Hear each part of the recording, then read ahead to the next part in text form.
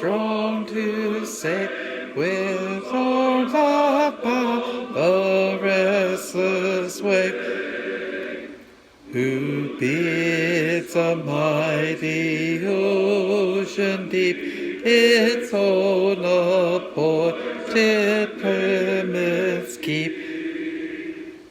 Oh, hear us when we cry to thee, for those in peril on the sea. O Christ, the Lord. Different verse, sorry.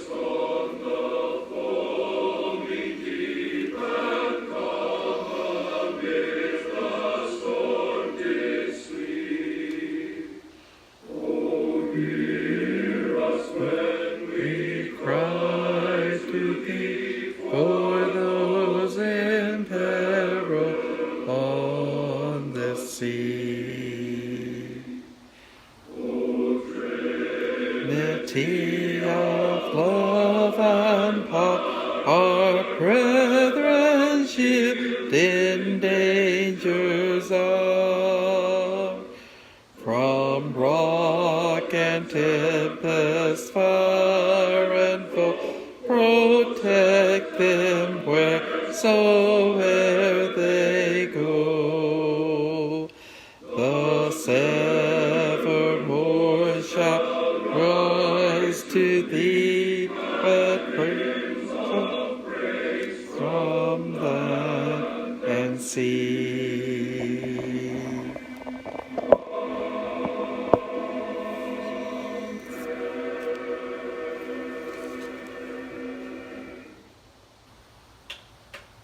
Good morning. We are continuing, picking up in Numbers chapter 30, verse 1, with the laws concerning vows. Now Moses summoned the leaders of the tribes of Israel and told them, "This is what the Lord has commanded. A man who makes a vow to the Lord, or makes a pledge under oath, must never break it. He must do exactly what he said he would do. If a young woman makes a vow to the Lord, or a pledge under oath, while she is still living at her father's home, and her father hears of the vow or pledge but says nothing, then all her vows and pledges will stand. But if her father refuses to let her fulfill the vow or pledge on her the day he hears of it, then all her vows and pledges will become invalid. The Lord will forgive her because her father would not let her fulfill them." Now suppose a young woman takes a vow or makes an impulsive pledge and later marries.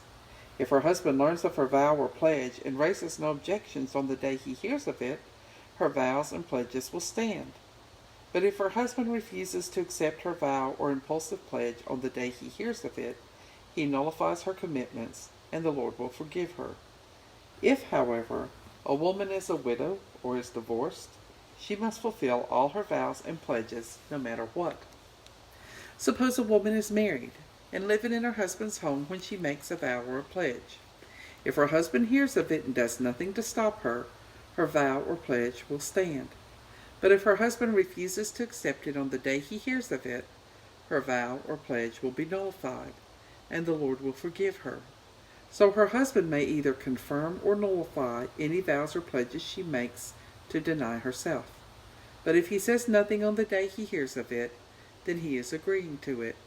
If he waits more than a day and then tries to nullify a vow or pledge, he will suffer the consequences of her guilt. These are the regulations the Lord gave Moses concerning relationships between a man and his wife, and between a father and a young daughter who still lives at home. Conquest of the Midianites, beginning in Numbers 31, verse 1. Then the Lord said to Moses, "Take vengeance on the Midianites for leading the Israelites into idolatry. After that you will die and join your ancestors." So Moses said to the people, "Choose some men to fight the Lord's war of vengeance against Midian. From each tribe of Israel send 1,000 men into battle." So they chose 1,000 men from each tribe of Israel, a total of 12,000 men armed for battle. Then Moses sent them out, 1,000 men from each tribe. And Phinehas, son of Eleazar the priest, led them into battle. They carried along the holy objects of the sanctuary and the trumpets for sounding the charge.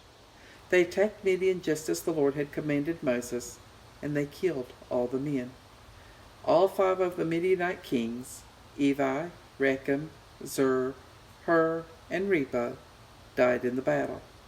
They also killed Balaam, son of Beor, with the sword. When the Israelite army captured the Midianite women and children and seized their cattle and flocks and all their wealth as plunder, they burned all the towns and villages where the Midianites had lived. After they had gathered the plunder and captives, both people and animals, they brought them all to Moses and Eleazar the priest, and to the whole community of Israel, which was camped on the plains of Moab, beside the Jordan River, across from Jericho. Moses, Eleazar the priest, and all the leaders of the people went to meet them outside the camp. But Moses was furious with all the military commanders who had returned from the battle. "Why have you let all the women live?" he demanded. "These are the very ones who followed Balaam's advice and caused the people of Israel to rebel against the Lord at Mount Peor. They are the ones who caused the plague to strike the Lord's people. Now kill all the boys and all the women who have slept with a man. Only the young girls who are virgins may live. You may keep them for yourselves. And all of you who have killed anyone or touched a dead body must stay outside the camp for 7 days. You must purify yourselves and your captives on the 3rd and 7th days. Also purify all your clothing and everything made of leather, goat hair, or wood." Then Eleazar the priest said to the men who were in the battle, "The Lord has given Moses this requirement of the law. Anything made of gold, silver, bronze, iron, tin, or lead, that is, metals that do not burn, must be passed through fire in order to be made ceremonially pure. These metal objects must then be further purified with the water of purification. But everything that burns must be purified by the water alone. On the 7th day you must wash your clothes and be purified. Then you may return to the camp." Division of the spoils, beginning in Numbers 31, verse 25. And the Lord said to Moses, "You and Eleazar the priest and the family leaders of each tribe are to make a list of all the plunder taken in the battle, including the people and animals. Then divide the plunder into 2 parts, and give half to the men who fought the battle, and half to the rest of the people. But first give the Lord his share of the captives, cattle, donkeys, sheep, and goats that belong to the army. Set apart 1 out of every 500 as the Lord's share. Give this share of their half to Eleazar the priest as an offering to the Lord. Also take 1 of every 50 of the captives, cattle, donkeys, sheep, and goats, and the half that belongs to the people of Israel. Give this share to the Levites in charge of maintaining the Lord's tabernacle." So Moses and Eleazar the priest did as the Lord commanded Moses. The plunder remaining from the spoils that the fighting men had taken totaled 675,000 sheep, 72,000 cattle, 61,000 donkeys, and 32,000 young girls. So the half of the plunder given to the fighting men totaled 337,500 sheep, of which 675 were the Lord's share, 36,000 cattle, of which 72 were the Lord's share, 30,500 donkeys, of which 61 were the Lord's share, 16,000 young girls, of whom 32 were the Lord's share. Moses gave all the Lord's share to Eleazar the priest, just as the Lord had directed him. The half of the plunder belonging to the people of Israel, which Moses had separated from the half belonging to the fighting men, amounted to 337,500 sheep, 36,000 cattle, 30,500 donkeys, and 16,000 young girls. From the half share given to the people, Moses took 1 of every 50 prisoners and animals, and gave them to the Levites who maintained the Lord's tabernacle. All this was done just as the Lord had commanded Moses. Then all the military commanders came to Moses and said, "Sir, we have accounted for all the men who went out to battle under our command. Not one of us is missing. So we are presenting the items of gold we captured as an offering to the Lord from our share of the plunder, armbands, bracelets, rings, earrings, and necklaces. This will make atonement for our lives before the Lord." So Moses and Eleazar the priest received the gold from all the military commanders, all kinds of jewelry and crafted objects, and all the gold that the commanders presented as a gift to the Lord weighed about 420 pounds. All the fighting men had taken some of the plunder for themselves. So Moses and Eleazar the priest accepted the gifts from the military commanders and brought the gold to the tabernacle as a reminder to the Lord that the people of Israel belonged to him. The word of God for the people of God. Thanks be to God. And our closing hymn this morning is Praise to the Lord the Almighty.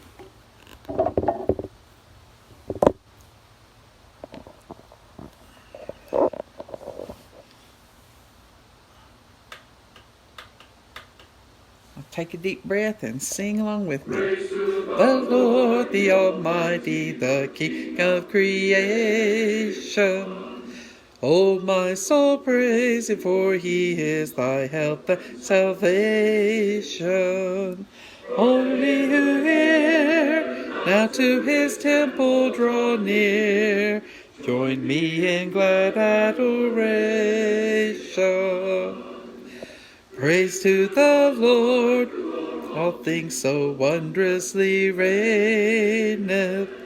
Shelters thee under his wings, yea, so gently sustaineth. Hast thou not seen how thy desires there have been, granted in what he ordaineth? Praise to the Lord, I'll through thy work and defend thee. Surely his goodness and mercy here daily attend thee.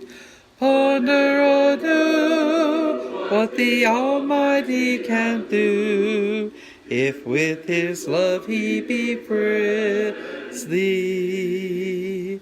Praise to the Lord, oh let all that is in me adore him. All that hath life and breath, come now with praises before him.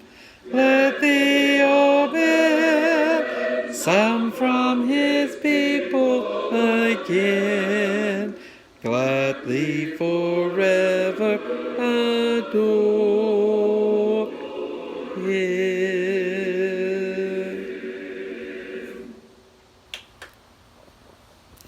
Good morning. Let's see who all we have on here this morning.